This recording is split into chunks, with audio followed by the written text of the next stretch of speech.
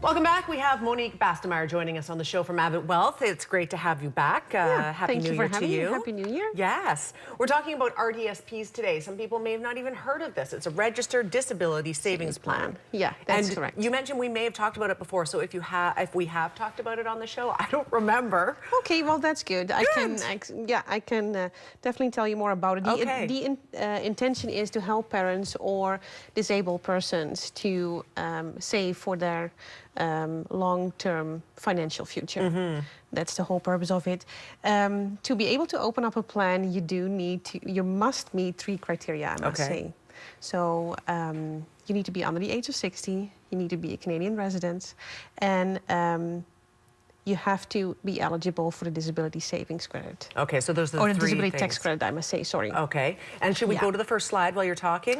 Yeah, we definitely can. Okay. And this kindly, because you need to fulfill these 3 criteria, this ensures that the plan can only be set up for those with actually serious and ongoing physical and mental impairment. And the parents can set up the plans for the disabled children, the disabled adults can set up the plans for themselves, but only one beneficiary per plan. Okay, so this gives the person with the disability an income later in life, is that right? Yes. Yes, okay, how long has this been around for? It's been, it was introduced in 2008 and it's gaining a little bit more popularity. Okay. And huge incentives if you strategically plan it. So for the person who is making the donation every month. Yeah. Okay, we have 2 more boards. Should we take a look at those? So the contributions are not tax deductible. Okay.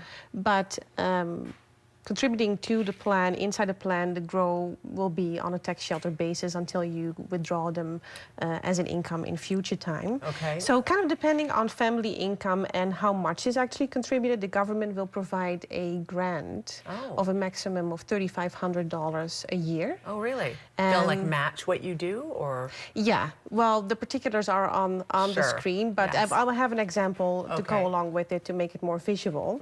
But for low-income Canadians, there's also, you can also qualify for a Canada Savings Bond, which is $1,000 a year maximum. Okay. So a total of $90,000 you can accumulate from the government.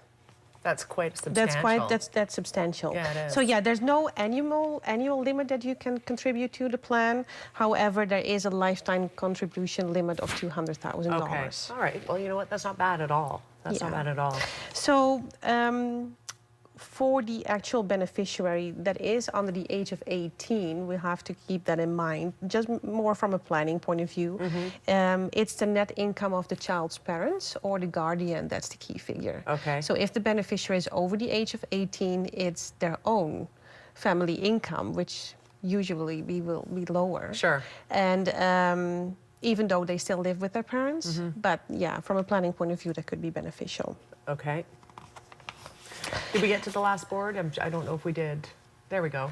Yeah, so I did bring an example. I'm kind of visual-minded, so it makes it a little easier to follow than just numbers. So this is an example for a family who is eligible to receive all the grants and the Canada Savings Bond, but is doing a contribution for $1,500 for 20 years. Okay. So their total own contributions over those 20 years is $30,000. And it needs to be in place for another 10 years just to avoid any repayment from grant monies. Okay. And if you look at this example, the actual account could be in 30 years' time between $275,000 and $300,000. And that's by the family contributing $1,500 a year for 20 years. So that's like $115 a month for 20 years, and that person could walk away with $250,000 to retire on. That's quite a good investment. Yeah.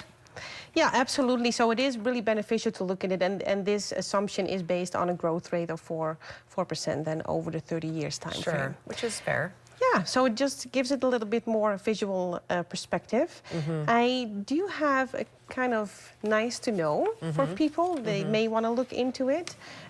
One of them is, see if you are a disabled person, see if you could qualify for the provincial fuel tax refund program. It is for people with a disability. Of course, there is criteria you need to fulfill. But that's all on the website if Okay. you look for it, because you could, if you do qualify, you may receive a refund of $500 each year just by collecting your fuel receipts. Really? And if you, once you actually do qualify, then you may also have a chance, and you are a registered owner of a vehicle, to get maybe a discount on your car insurance. Which is fantastic. So yeah, it all adds up. It does all add up, Yeah, Monique. That's yeah, the key, right? yeah. As long as you're aware of what you're entitled to, and if you Yeah. go after it, you might save some money. Yeah, exactly. Monique, thank you for being here today. Thank you so much. Great information. If you're interested in learning more about the RDSP, Registered Disability Savings Plan, you can certainly get in touch with Abbott Wealth. Information is on the screen. We're back in 2 minutes. Stay with us.